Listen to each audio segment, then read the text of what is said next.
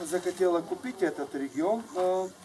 Это все вы узнаете, как зайдем и когда увидите, что внутри. Дело в том, что эта женщина имеет особая история. Она наполовину русская кровь имеет, наполовину шотландская. Ну, эти владельцы, эти аристократы, в принципе, такие очень смешанные.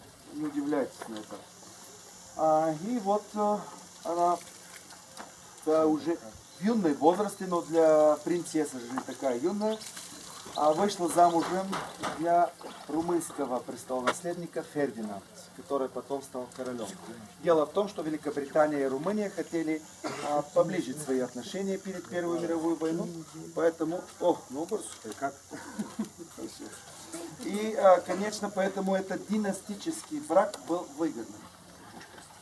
Я много про нее буду рассказывать, потому что у нее сложная такая личная жизнь, которая отражалась на все остальное.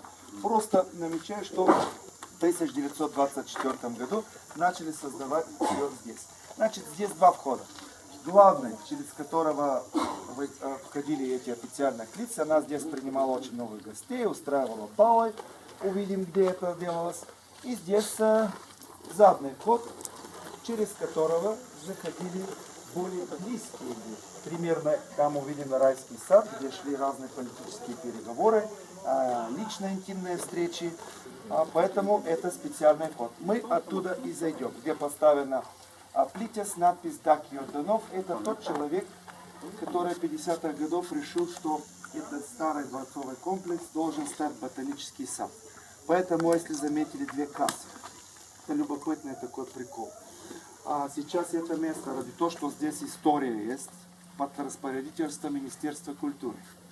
Но ради того, что и ботанический сад есть, под распоряжением Софийского университета. Двое хозяев здесь сидит, поэтому и две кассы. Чтобы знать.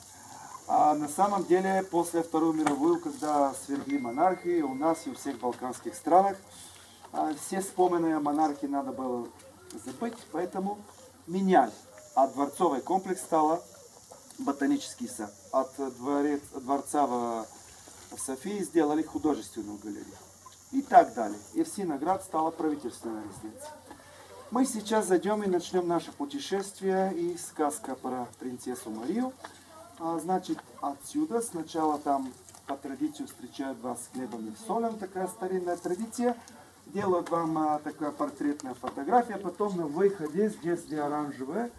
И смотрите, если вам ваш вид нравится, если имеете желание, можете купить эту фотографию. Если нет, просто посмотрели, как выглядите, и идем дальше. Не совсем. Так, здесь солнца нету, поэтому потерпите. Что здесь солнце, надо потерпеть. Тенечек нет.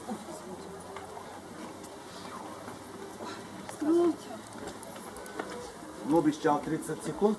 Давайте, рассказывайте, сейчас закипит вино внутри. Не закипит. Короче, мы же находимся возле трона, которого все связывали с Марией. Этот римский трон, который подарил как личный подарок этот Али.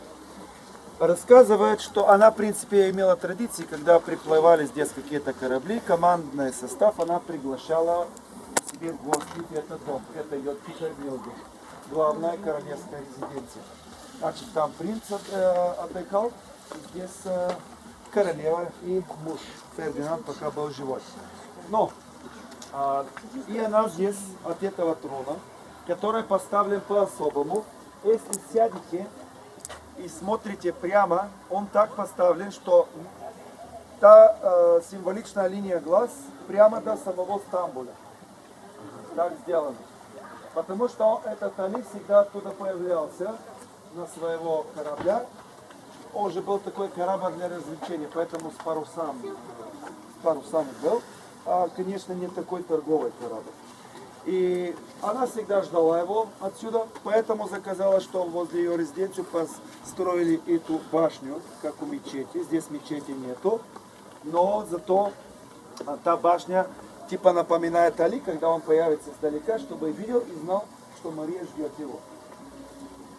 Ждала, она встречала, это было популярная такая связь, но вдруг он перестал появляться. Она продолжала ждать. Утром обычно встречала рассвет здесь. Пила здесь такое вино за этот стол. Вечером тоже закат провожала солнце. Но Али перестал появляться, я совсем замкнулась с собой. Практически перед этот инцидент между Николаем и Карлом, это было то, что ее буквально убило. А тем более, очень много накопилось. Значит, то, что Али пропал, то есть последняя, говорят, что последняя первая любовь самая сильная. Наверное, так. Еще не знаю. Поэтому это случилось с Али. Дальше. У нее родился ребенок. Медленный день. Оттуда, между прочим, пошло и то название именинник. Потому что день рождения не было. Это 20 век уже начали праздновать. И поэтому до сих пор у нас считается, что у тебя большой праздник, когда твое имя, и это церковный праздник. Ну, Мария обычно празднует 6 сентября, когда Рождество Богоматери считается, а Успение Богоматери, конечно, это не праздник. Вот туда она пустым праздновала эти дни. Так, все спустились уже? А, нет.